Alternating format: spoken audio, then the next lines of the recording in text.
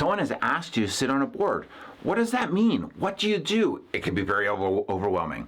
So as a board member, you have a lot of rules that you have to follow and a lot of things you have to do in order to keep yourself protected and the business or the volunteer organization protected.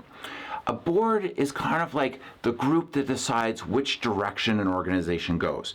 People often get confused about this. I like to use the analogy of shipping. So you can have a ship, and that will be the company or the charity or the not-for-profit, and that's the ship. The board of directors is the owner of the ship, essentially, that's going to say, do this, do that, like this is what we're going to do in terms of direction. So, for instance, the board can say, we have the ship, we're going to use it for shipping stuff. Or we have the ship, we're going to outfit it for passengers. Or we have the ship, we're going to use it for cruises or day trips or whatever. There's also then usually an executive director or someone who's in charge, a CEO. That's the person who's paid on behalf of the company or the charity to actually run the ship. So the board of directors gives them direction on what they want to do with it, and then the captain of the ship makes it so. So if the board says, use this ship to do cruises, then the CEO or the executive director will say, great, I'm going to hire the trades to get it running. I'm going to hire the people to do all the servicing and the staffing on the ship, the day-to-day operations. So that's the distinction between the two. As a board member, your obligation is called a fiduciary duty to the company. So you have specific obligations to the company to make sure that you're not putting your own priorities over the company's priorities. Part of that are some things that you can get yourself into trouble with. So for instance, anything environmental can cause all kinds of long-term problems. Not being able to pay employees. So if there's not enough money in the company and the employees are there, you could be liable as a board member for salary for up to 6 months. So you got to be really careful with the things you do. Most boards, again, whether they're volunteer or they're a paid position or company versus a charity, will have what's called is board of directors insurance, and that's insurance that's in place to protect the board.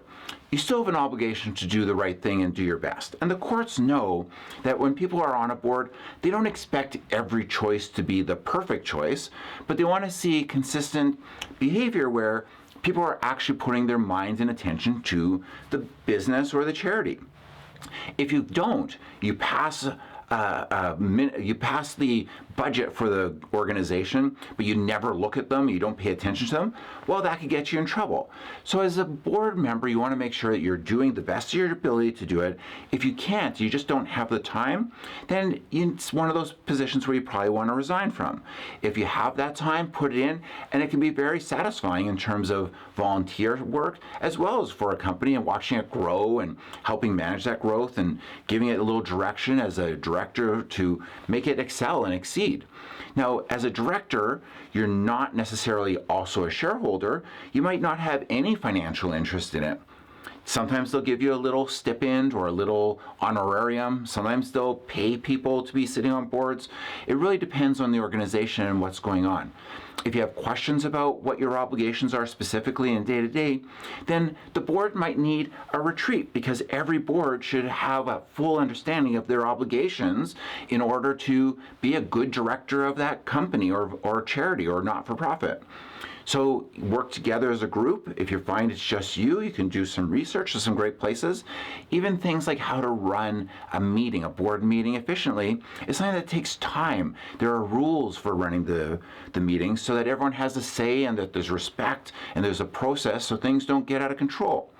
You want to make sure you work together as a good team, and that way everybody benefits.